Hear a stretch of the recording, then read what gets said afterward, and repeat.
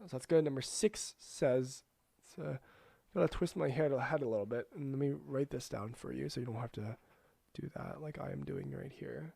So let me write this down. If H3N bond CH, bond methane here, bond C, double bond O, bond NH here, bond CH2, and then COO minus.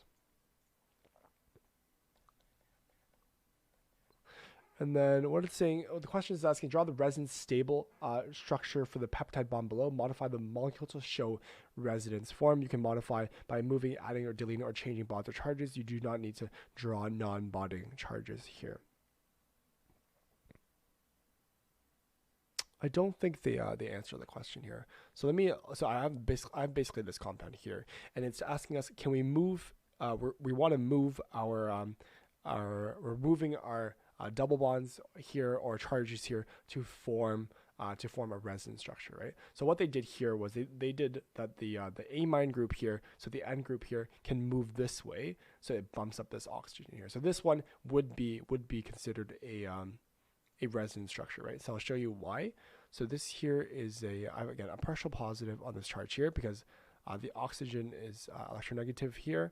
This nitrogen also has a lone pair, so basically it's going to come over here, and this is going to move up. So therefore, I'm forming something like so. I have again H3N. This is a positive charge on the nitrogen. CH3 bond C, and this would now bond. Would only be connected to one oxygen here, and the double bond is shifted to stabilize this nitrogen here. So this would be positive, CH2 COO minus, and this here would be a negative charge here. So again, this would be an example of a resonance stabilized compound. So this here is a great solution and analysis here.